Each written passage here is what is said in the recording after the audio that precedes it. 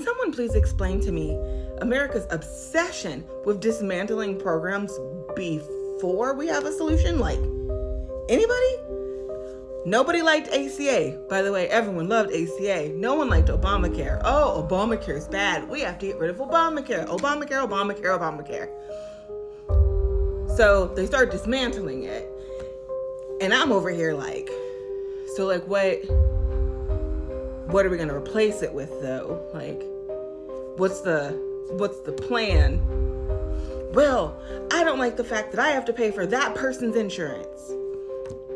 Okay, so if we take away the safety net, do we have a way to prevent companies from like gouging prices, or insurance companies from taking advantage of people, or labeling things as pre-existing conditions that shouldn't be? Do we have like a plan? Don't worry about that. It's more important that we get rid of it. It's taxpayer money. Okay, I'm like super confused, because wouldn't it cost more money if more people have zero insurance? To like, wouldn't that make premiums higher? Or is it just me? Same thing is happening right now with the Department of Education. Well, we don't like the fact that it's inefficient. But like before, when we didn't really have one, there was a lot of racism, and like Black people couldn't go to white schools. And so like the federal government had to send in the National Guard to integrate schools. And I know everyone's like, oh, but that was like the 60s. Well, actually, we still had busing going on as late as the 80s. So like trying to fix that education problem there. But we've got schools that are underperforming, and you can't fire bad teachers. So that means bye-bye Department of Education.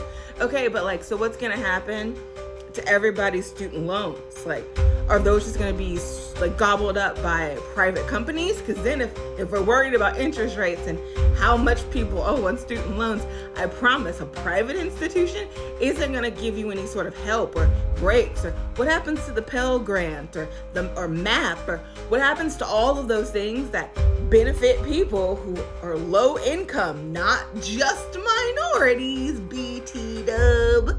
Do we have a plan for like what we're gonna do? We're entering into a society where most of the jobs are either heavy manual labor or required skill sets that people have to go to school to learn. This is no longer you can just go be a coal miner and a farmer sort of a land. People have to go learn skills from different places. And now we're like, but like, let's just get rid of the Department of Education and like just force people to go to charter schools. But everybody can't afford a charter school. And even if you do vouchers for school choice, that doesn't mean everybody's going to be able to do that. Let's say you get a school choice voucher and you're able to go pick your school, right? Wouldn't the natural problem to that be location? Because yes, you can get into a good school that's 2 hours away, but you can't afford to move. So that means your kid, has to take a bus for 2 hours to get to school? Or they gotta get an apartment during the school? Like, make this logistically make sense to me, because it feels like, and I'm gonna use that, it feels like we keep breaking things and then going, it's that person's fault because like I'm no longer in power. Or my personal favorite, Congress passes something that doesn't take effect for like 2 years. And for those who don't know, Congress is on a 6-year cycle, specifically the Senate. Each senator serves, I was about to do that Chinese style, 6 years, okay? They serve 6 years. What that means is every 2 years, we replace 1/3 of Congress. So whenever they do like a 2-year kick it down the road, 1/3 of them leave. We replace the House every 2 years. So every time there's a bill that's got like a 2-year delay, it makes it the other person's problem. Like this kick it down the road mentality where we're just gonna break it and then somebody will figure out how to fix it later is why this country is a mess now. If you look at why we had the Civil War, I know I just jumped and y'all like how we get here, but like follow me real quick. When the founding fathers were writing the Constitution, they could not agree on what to do about slavery. Shocker, since half of them, made money. Money being a lucrative, money's warm because most presidents were land rich and money poor, but you get my point. Most of them were benefiting from slavery. Let's put it that way. So you got some that have been benefiting from it, some of it that view it as a blight on society, right? Blight.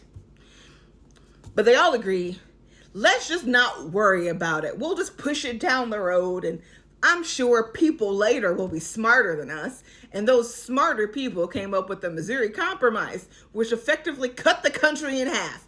And it was very much like, for every slave state that comes in, we must have a free state, effectively doing a north-south divide, which then led to, I don't know, drum roll please, the Civil War. This kicking the can down the road has never once actually served anyone, like ever, like just ever.